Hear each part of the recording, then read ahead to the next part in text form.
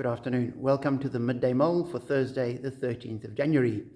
Today, Robert Murray McShane has us reading Nehemiah chapter 3, discussing the rebuilding of the wall of Jerusalem. It begins, Eliashib the high priest and his fellow priests went to work and rebuilt the sheep gate.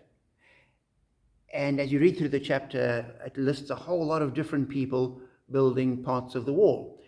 And it wasn't only people in Jerusalem, there were people from the surrounding towns that came and helped with the rebuilding. And then in verse 23, we read, beyond them, Benjamin and Hashab made repairs in front of their house. And next to them, Azariah, son of Maaseiah, the son of Azariah, made repairs beside his house. And that struck me. Here you've got a project and a whole lot of people working. And people are working where they live. And that's what the church should be. That everybody is working and contributing and doing something.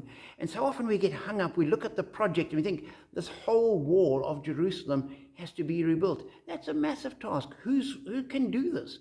Who's got the time, the energy, the resources to rebuild this entire wall? And we then don't. We stop and say, oh my goodness, this is just too much. We can't do this. Whereas what happened here is each person said, well, I can't build the whole wall. That's impossible. But I can repair this gate. I can build this section of wall. I can go and build that little bit. And there were people that were saying, I will build a bit in front of my house. That's where I will work because it's convenient.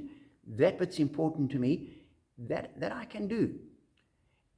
And with everybody contributing what they could do, the wall gets rebuilt. And as I was mulling that over, I thought, my goodness, that wall must have been fascinating because you'd have all these different building styles incorporated into it. There wouldn't just be one uniform look throughout the wall. And it would be really interesting to have seen where each person had built their little bit and their stonework would be slightly different. The way they did things would be slightly different from the person next to them. It must have been fascinating. But for us, we need to remember, there's so many things we can't do the whole thing ourselves. But we can do a little bit. And we need to get on and build the little bit that we can.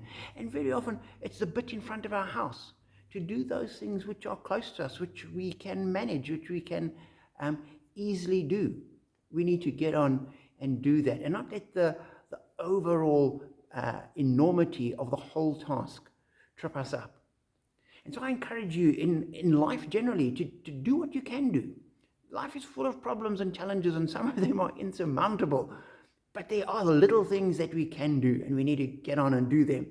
And in terms of our faith life, we do what we can. We don't look at all the things that we have to. And you look at the number of starving people in the world. Nothing we can do about that. But I can feed this person. You look at the mountains of plastic around the world and floating in the oceans, and I can do nothing about that. But I can pick up the plastic packets and the bottles in front of my house. And regularly I walk around the church and just go along the pavement and tidy up all the junk, saying, if I don't pick it up, it's going to get washed into the rivers and who knows what happens to it then. I can't fix all the problem. This little bit I can do. So I encourage you, with the builders of the wall, to add your little bit. And with all these little bits working together, the wall gets built. So whatever the wall may be, do what you can. And encourage other people to do what they can. And in that way, we will achieve success. Be challenged, be encouraged, be blessed.